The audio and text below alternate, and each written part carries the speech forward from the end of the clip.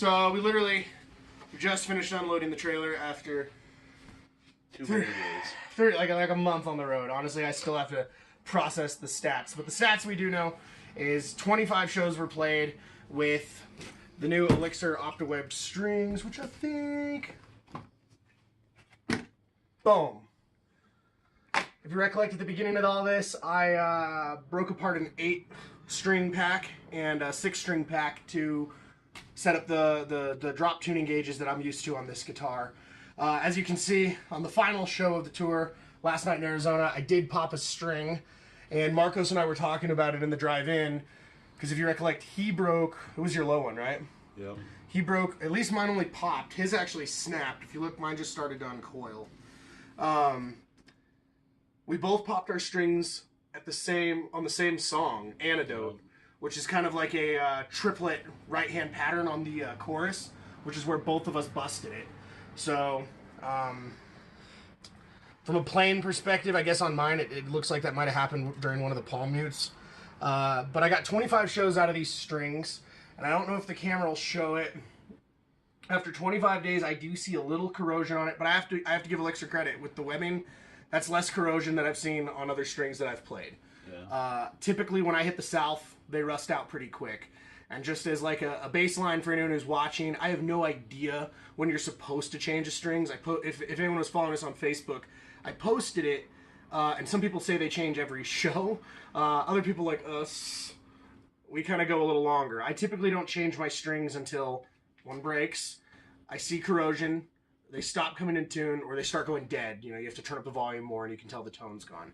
So I have to admit, after 25 days, I never really noticed these going dead. And they do have less corrosion on them than maybe some other strings I've taken on the road.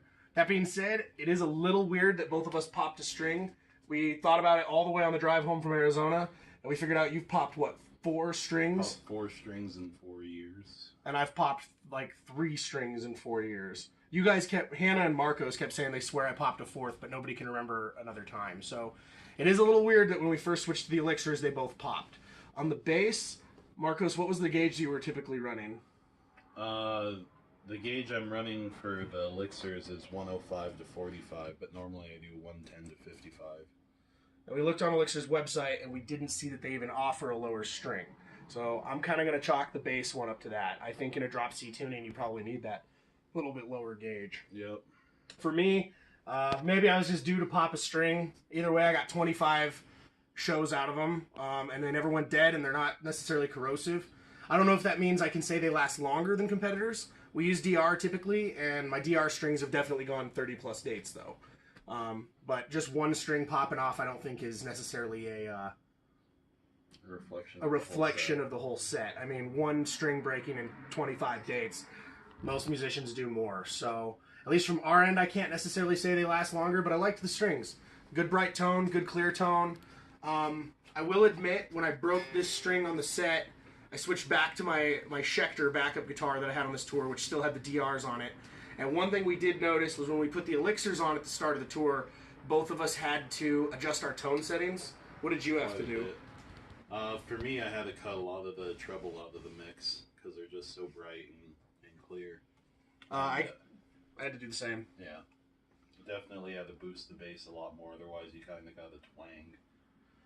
But when I switched back to the DR, you know, I was in the middle of the set, I didn't mess with the tone settings on my amp, and I have to admit, tone-wise, I felt like it didn't matter. So I got to give them credit that maybe the DR strings are a bit more aggressive and a little more versatile in the tone. That being said, there's no way around it. The Elixirs were definitely clearer. Oh, yeah, 100% they were clear. You could hear every note no matter what. Yeah, so, I mean, chuggy, deep rhythms, I kind of preferred the drop tuning gauge selections of a competitor brand, and I kind of preferred how aggressive they were. But in terms of playing really cool 6-string intricate chords, you know, we like to do a lot of add 13s and dominant chords and stuff. There's no way around it. The Elixirs were the brighter, clearer tone. I mean, it was a cool experiment, man. I'm bummed 2 of them popped, but 25 shows is probably more than a lot of people get out of them, and they seem to hold up in 117-degree weather and humidity as well or better than any other string out there. So 25 dates on the road, 2 pop strings. That's not too bad. Not too shabby. Anything else to say? I think we're good. That's Scarlet Canary, and that's the 25-day tour challenge with the Elixir Optiweb series strings. shoot him the double gun so we know we're cool. I'm not.